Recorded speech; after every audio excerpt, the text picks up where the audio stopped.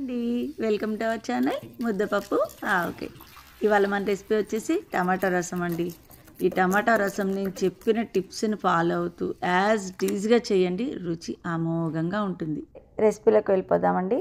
దీనికోసం 2 వెల్లుల్లి రెబ్బలు, ఒక అర స్పూన్ మిరియాలు, ఒక పావు స్పూను జీలకర్ర, అలాగే ఒక అర స్పూన్ ధనియాలు కూడా వేసేసుకుని చక్కగా వీటిని కచ్చాపచ్చగా దంచేసేసుకుని వీటిని ఓ పక్కన పెట్టేసుకోండి. ఇప్పుడు 3 టమాటాలు తీసుకోండి. చక్కగా వాటిని ముక్కలుగా కట్ చేసేసి మిక్సీ జార్లో వేసేసుకోండి.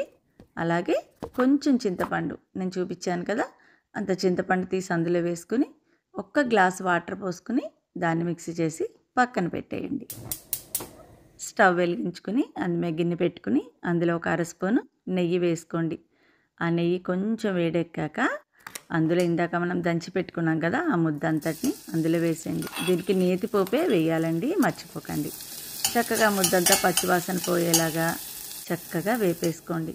అందులో అలాగే కొంచెం కరివేపాకు సన్నగా తరిగి అందులో వేసుకోండి. కరివేపాకు రెబ్బల కన్నా ఇలా తరిగి వేసుకోవడం వల్ల స్మెల్ కూడా బాగా పడుతుంది. అలాగే ఇందాక మనం ఉంచుకున్న టమాటా రసం అంతా అందులో చక్కగా వేసేసుకోండి.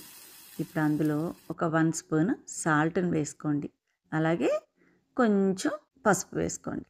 ఇప్పుడు అదంతా శుభ్రంగా కలిపేయండి.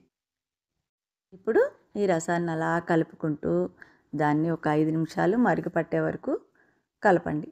ఒక్కసారి కొంచెం పొంగు వచ్చిందంటే దాన్ని ఒక 5 నిమిషాల పాటు అలాగే మరగనివ్వండి. ఇందాక మనం దంచుకున్న ముద్ద అవన్నీ ఫ్లేవర్ బాగా పడుతుంది. ఇప్పుడు మనం పోపు కోసం పక్క పొయ్యి మీద ఒక గరిటెలో కొంచెం నెయ్యి వేసుకోండి. ఆ నేతిలో ఒక పావు స్పూన్ జీలకర్ర, ఒక పావు స్పూన్ ఆవాలు, అలాగే ఒక 2 ఎండుమిరపకాయ ముక్కలు అందులో వేసేసుకోండి. చక్కగా కాస్త పోపు చిటపట్లాడాక అందులో కొంచెం కరివేపాకును వేసుకోండి. కరివేపాకు కూడా కొంచెం వేగాక అందులో కొంచెం ఇంగువ వేసుకోండి. ఒక పించ్ వేసుకోండి, సరిపోతుంది. ఈ పోపు అంతా వేగాక ఆ రసంలో దాన్ని అలాగే వేసేయండి. ఈ పోపు యొక్క వాసన, ఇందాక మనం దంచుకున్న ఆ ముద్ద వాసన ఇవన్నీ కలిపి ఒక్క 5 నిమిషాలు చారుని అలాగే మరగనివ్వండి. అబ్బా ఎంత బాగుంటుందంటే అంత బాగుంటుందండి.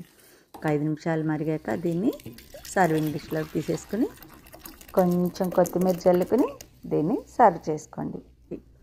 ఇది మీకు నచ్చితే లైక్ చేయండి, షేర్ చేయండి, సబ్స్క్రైబ్ చేయండి.